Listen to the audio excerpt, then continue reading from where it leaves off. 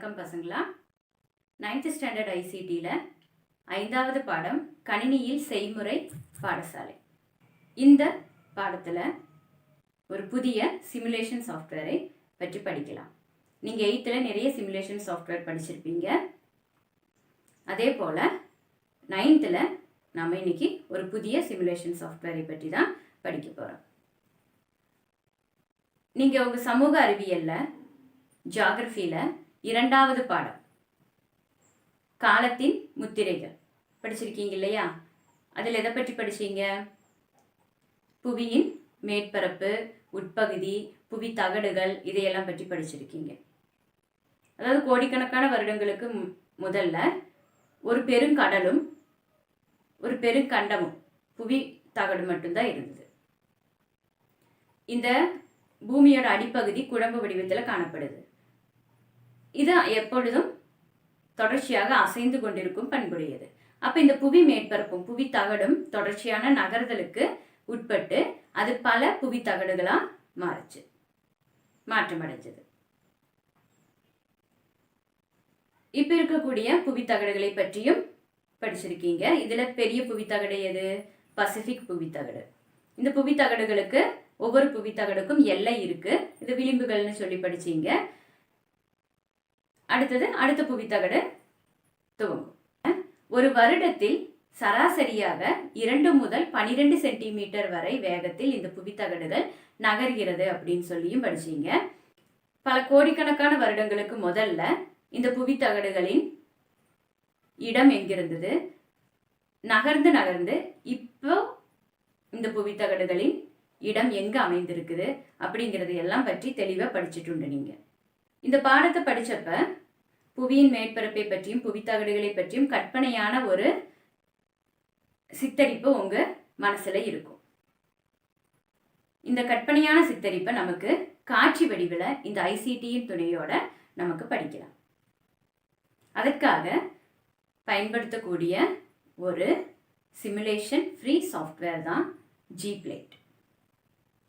இப்போ நம்ம இன்னைக்கு படிக்க போகிற சாஃப்ட்வேர் எதை பற்றினது? ஜிப்ளேட். சரி, இப்போ நம்ம ப்ராக்டிக்கல் கிளாஸ் ஆரம்பிக்கலாம். இன்றைக்கி நம்ம எந்த சாஃப்ட்வேரை பற்றி படிக்க போகிறோம்? ஜிப்ளேட்ஸ். இதில் எதை பற்றியெல்லாம் படிக்க போகிறோம்? புவித்தகடுகளின் தோற்றம், புவித்தகடுகளின் உருமாற்றம், வெவ்வேறு காலகட்டங்களில் புவி தகடுகளின் இடமாற்றம், இதையெல்லாம் சிமுலேஷன்கள் வழியாக படிக்க போகிறோம்.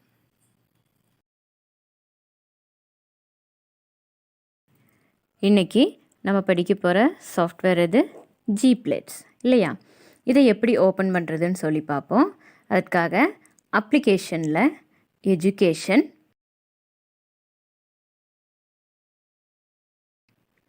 அதில் அப்படியே கீழே வந்தீங்கன்னா ஜிப்ளேட்ஸ் இருக்கா?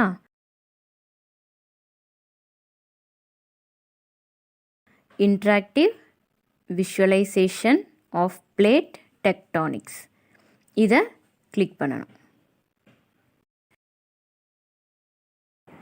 திரும்பவும் சொல்கிறேன், அப்ளிகேஷன், எஜுகேஷன், ஜிப்ளேட்ஸ்.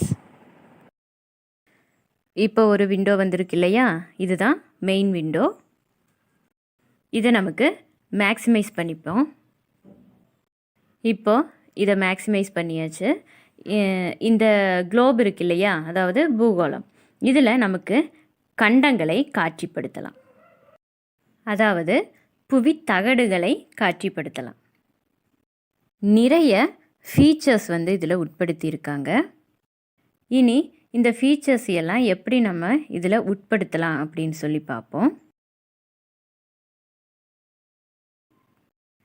அதற்காக மெயின் மெனுவில் இருக்கிற ஃபைல் மெனுவில் ஓப்பன் ஃபீச்சர் கலெக்ஷன் அப்படிங்கிறதுல கிளிக் பண்ணணும்னா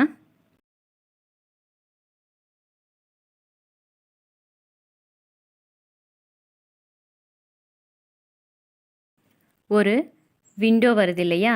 இதில் ஹோமில் ஜிப்ளேட்ஸ் ப்ராஜெக்ட் அப்படிங்கிற ஒரு ஃபோல்டர் இருக்கிறத பார்க்கலாம். இந்த ஜிப்ளேட்ஸ் ப்ராஜெக்ட்டுங்கிற ஃபோல்டரை ஓப்பன் பண்ணனா அதற்குள்ளே நிறைய ஃபோல்டர்ஸ் இருக்குது. இதில் ஷேப் ஃபைல் இதை ஓப்பன் பண்ணிக்குவோம். அதற்குள்ளே இவ்வளோ ஃபைல்ஸும் இருக்கும். இதை எல்லா ஃபைல்ஸையும் செலக்ட் பண்ணுறதுக்காக கண்ட்ரோல் ஏ ப்ரெஸ் பண்ணோம் அப்படின்னா இங்கே இருக்கிற எல்லாமே செலக்ட் ஆயிரும். அதற்கப்புறம் ஓப்பன் கொடுக்கலாம்.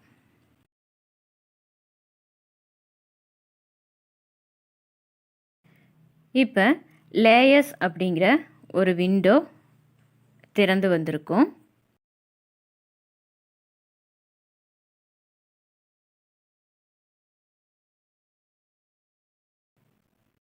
ஒருவேளை இந்த லேயர் விண்டோ இங்கே வரல அப்படின்னா மெனு பாரில் இருக்கக்கூடிய விண்டோ மெனுவில் கிளிக் பண்ணணும். அப்படின்னா ஷோ லேயர்ஸில் கிளிக் பண்ணணும் அப்படின்னா அந்த லேயருங்கிற விண்டோ திறந்து வரும். சில நேரங்களில் இந்த விண்டோ கீழே டாஸ்க் பாரில் ஹைடாக இருக்க வாய்ப்பு இருக்குது. அப்போ நம்ம இது கீழே இங்கே கிளிக் பண்ணணும் அப்படின்னா இந்த லேயர்ஸ் விண்டோவை நமக்கு ஸ்க்ரீனில் பார்க்க முடியும். இந்த குளோபில் இந்த கண்டங்களினுடைய அதாவது புவி தகடுகளின் எல்லைகள் அடையாளப்படுத்தப்பட்டிருப்பதை பார்க்கலாம். இந்த குளோபை மவுஸை பயன்படுத்தி நமக்கு நகர்த்த முடியும். இங்கே எல்லைகள் மட்டும்தான் அடையாளப்படுத்தப்பட்டிருக்குது. இந்த கண்டங்களை பல்வேறு நிறங்களில் காட்சிப்படுத்த நமக்கு முடியும். இந்த லேயர் விண்டோவில் இரண்டாவது காணப்படக்கூடிய சீட்டன் ஈட்டல் இஎஸ்ஆர் 2012ன்னு ஒன்று இருக்கு இல்லையா, இதில் இருக்கிற அந்த முக்கோணத்தில் கிளிக் பண்ணிவிட்டு ஃபில் பாலிகன் அப்படிங்கிறதுல டிக் மார்க் கொடுத்தோம் அப்படின்னா இப்போ பாருங்கள் இந்த எல்லா கண்டங்களும் பல்வேறு நிறங்களில் காட்சிப்படுத்தப்பட்டிருப்பதை பார்க்கலாம். இன்றைய காலகட்டத்தில் காணப்படக்கூடிய புவி தகடுகள் தான் இவை. அடுத்தது நம்ம என்ன பார்க்க போகிறோம் அப்படின்னா, ஒருவேளை இந்த மவுஸை பயன்படுத்தி இந்த குளோபை மூவ் பண்ண முடியல அப்படின்னா என்ன செய்யலாம்?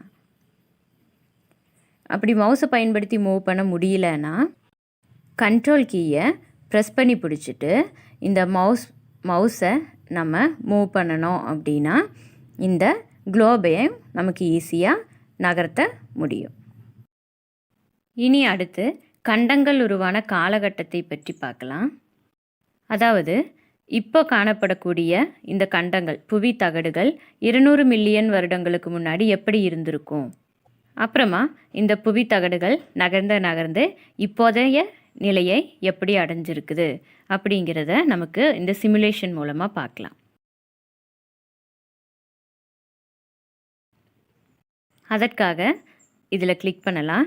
இப்போ பார்த்தீங்கன்னா 20 மில்லியன் வருடங்களுக்கு முதல்ல இந்த புவி தகடுகள் எப்படி இருந்தது, இப்போ இங்கே குறைஞ்சு வருது.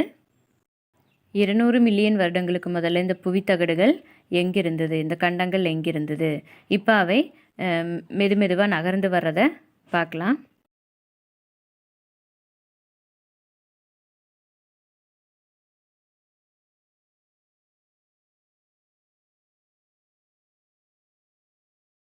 இந்தியாவினுடைய புவித்தகடு நகர்ந்து வர்றதும் இதில் பார்க்க முடியும் நமக்கு.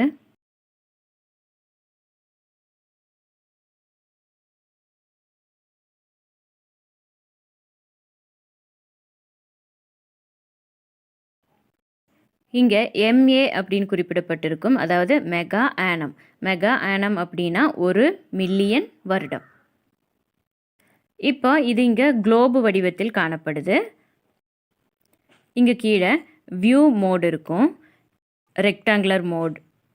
இப்போ இந்த மேப்பு ஒரு ரெக்டாங்குலர் வடிவத்தில் காணப்படுது. அடுத்தது மெர்காட்டர் மோட், இது மோல்வீட், இது ராபின்சன் மோட். நமக்கு எந்த மோடில் காட்சிப்படுத்தணுமோ அந்த மோடு நமக்கு செலக்ட் பண்ணிக்கலாம். இந்த வரைபடங்களையும் நமக்கு மவுஸ் வச்சு மூவ் பண்ண முடியும். நாம் சாதாரணமாக பயன்படுத்துகிற மோடு 3D ஆர்த்தோகிராஃபிக் மோடு தான். இனி அடுத்த ஃபீச்சர்ஸ் என்னென்ன அப்படின்னு சொல்லி ஒவ்வொன்றா பார்க்கலாம்.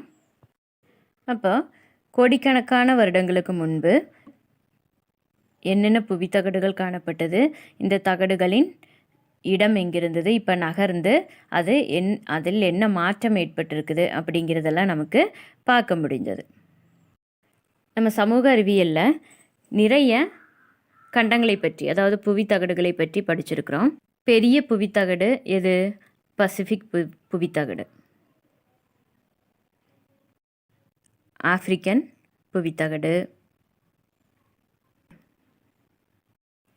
அட்லாண்டிக், அண்டார்டிக் புவித்தகடுகள், இப்படி நிறைய புவித்தகடுகள் காணப்படுது. இவையெல்லாம் நகர்ந்து கொண்டும் இருக்குது.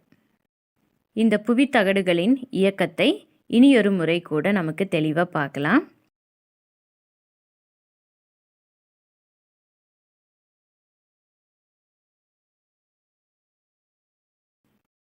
நாம் முதல்ல செய்தது ஞாபகம் இருக்குன்னு நினைக்கிறேன். இந்த மெகா ஆனம் அப்படிங்கிற இதுக்கு தொட்டு பக்கத்தில் இருக்கிற ப்ளே த அனிமேஷனில் கிளிக் பண்ணணும் அப்படின்னா இந்த புவி தகடுகளின் அசைவை நமக்கு பார்க்க முடியும். இந்த அசைவின் வேகத்தை நமக்கு கூட்டவும் குறைக்கவும் செய்ய முடியும்.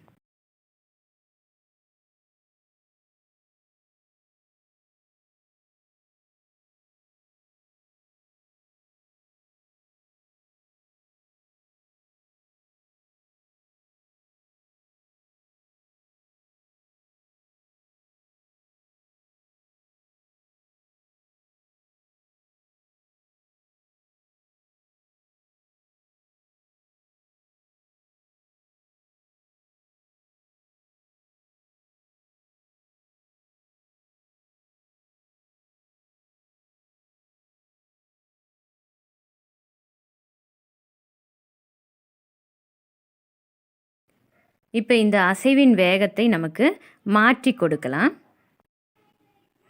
அதற்காக வியூ மெனுவில் கான்ஃபிகர் டெக்ஸ்ட் ஓவர்லே அப்படின்னு ஒரு ஆப்ஷன் இருக்கு இல்லையா, இதில் கிளிக் பண்ணுவோம். எனேபிள் டெக்ஸ்ட் ஓவர்லேங்கிறதுல டிக் மார்க் கொடுத்தோம்னா அதுக்கப்புறம் டெசிமல் பிளேசஸ் டு யூஸுங்கிறதுல 2ன்னு இருக்கும். இதை நாம் 1ஆக மாற்றிக்கலாம். இனி ஓகே கொடுத்துருவோம். இப்போ நமக்கு இந்த அனிமேஷனை ப்ளே பண்ணி பார்க்கலாம். முதல்ல இருந்த அசைவை விட புவித்தகடுகளின் அசைவின் வேகம் இப்போ கொஞ்சம் குறைவாக இருக்கும்.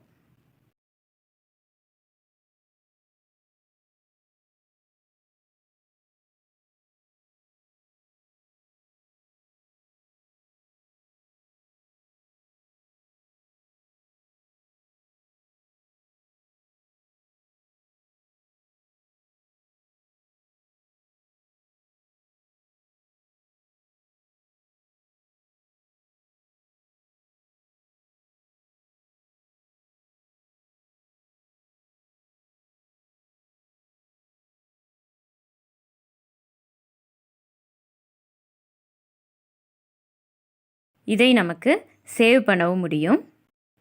எப்படி சேவ் பண்ணுறதுன்னு பார்ப்போம்.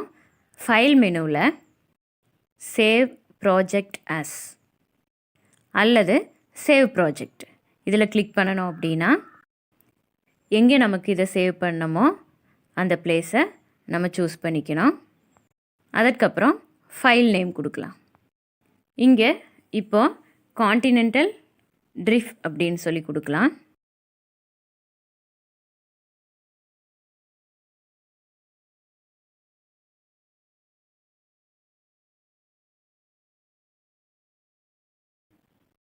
இனி சேவ் கொடுத்தாச்சு அப்படின்னா இது ஒரு ப்ராஜெக்ட் ஃபைலாக சேவ் பண்ணப்படும். இதை இப்போ டெஸ்க்டாப்பில் சேவ் பண்ணியிருக்கிறோம். இப்போ அங்கே போய் பார்க்கலாம். இங்கே இந்த ஃபைல் சேவ் ஆகி இருக்குது. இந்த ஃபைலை ஓப்பன் பண்ணலாம்.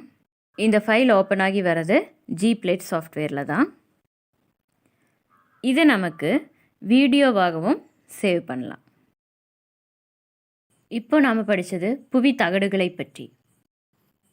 புவி தகடுகள் மட்டுமல்ல, இது போன்ற நிறைய ஃபீச்சர்ஸை நமக்கு இதில் உட்படுத்த முடியும். எவையெல்லாம் தெரியுமா? முதல்ல எரிமலைகள். ஏராளமான எரிமலைகள் இந்த புவித்தகட்டில் காணப்படுது.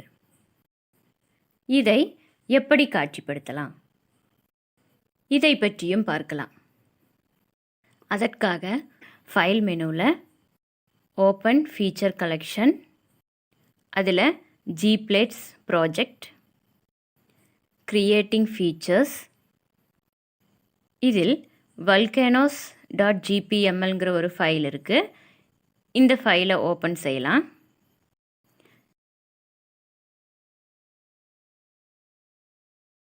இப்போ நிறைய மஞ்சள் புள்ளிகள் இதில் பார்க்க முடியும். இதனுடைய அளவை கொஞ்சம் பெரிதாக்கி பார்ப்போம். இங்கே பார்த்தீங்கன்னா நிறைய எரிமலைகளை பார்க்கலாம். வரிசையாக நிறைய எரிமலைகள் இருக்குது. இந்த எரிமலைகள் அதிகமாக காணப்படுறது பசிபிக் பெருங்கடலை சுற்றியுள்ள பகுதிகளில் தான் அதிகமாக காணப்படுது. கடலை சுற்றிலும் ஒரு நெருப்பு வளையம் போல் இது தென்படுது. ஜூம் பண்ணி பார்த்தா நல்ல தெளிவாக இதை பார்க்க முடியும். இதை படங்களாக நமக்கு சேவ் பண்ண முடியும். எரிமலைகளை காட்சிப்படுத்தக்கூடிய ஒரு படமாக இதை நமக்கு சேவ் பண்ணலாம். இதை படமாக எப்படி சேவ் பண்ணுறது அப்படிங்கிறத பார்ப்போம்.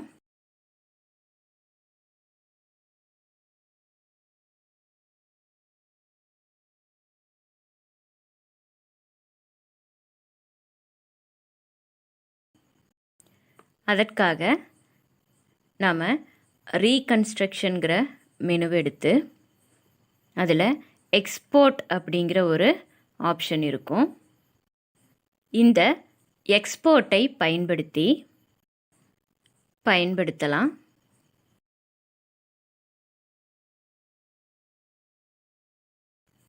இதை ஓப்பன் பண்ணணும் அப்படின்னா இது மாதிரி ஒரு விண்டோ வரும். இதில் எக்ஸ்போர்ட் சிங்கிள் ஸ்னாப்ஷாட் இன்ஸ்டன்ட்டுங்கிறத கிளிக் பண்ணிக்கலாம்.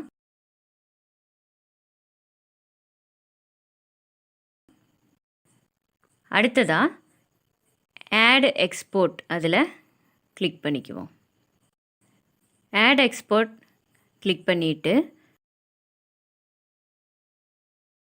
இங்கே இரண்டாவதாக காணப்படக்கூடிய ப்ரொஜெக்டட் ஜியாமெட்ரிஸ் அண்ட் ராஸ்டர்ஸ் இதில் கிளிக் பண்ணணும்னா கீழே இந்த ஃபைலினுடைய ஃபார்மேட் இருக்கும். இது SVG ஃபார்மேட். இதை செலக்ட் பண்ணிக்கலாம். அடுத்ததாக இந்த பகுதியில் ஃபைல் நேம் கொடுக்கலாம். இங்கே ஃபைல் நேம் வல்கேனோ அப்படின்னு சொல்லி கொடுப்போம்.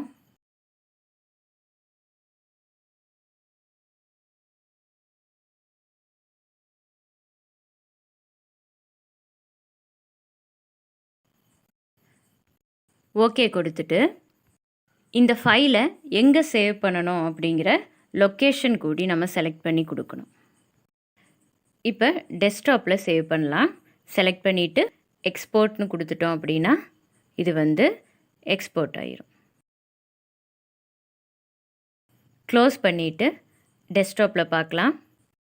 இந்த பிக்சர் வல்கேனோ SVGங்கிற பெயரில் இங்கே சேவ் ஆகியிருக்கும். இதுபோல் நமக்கு ஒரு வீடியோவாகவோ அல்லது இமேஜாகவோ இந்த ஃபைல்ஸை சேவ் பண்ண முடியும். புவித்தகடுகளையும் எரிமலைகளையும் காட்சிப்படுத்தும் முறைகள் உங்களுக்கு புரிஞ்சிருக்கும்னு நினைக்கிறேன்.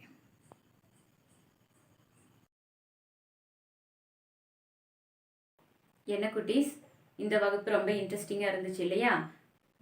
பூமியை பற்றி நிறைய தகவல்களை தெரிஞ்சிருப்பீங்க. மீண்டும் அடுத்த வகுப்பில் சந்திக்கலாம்.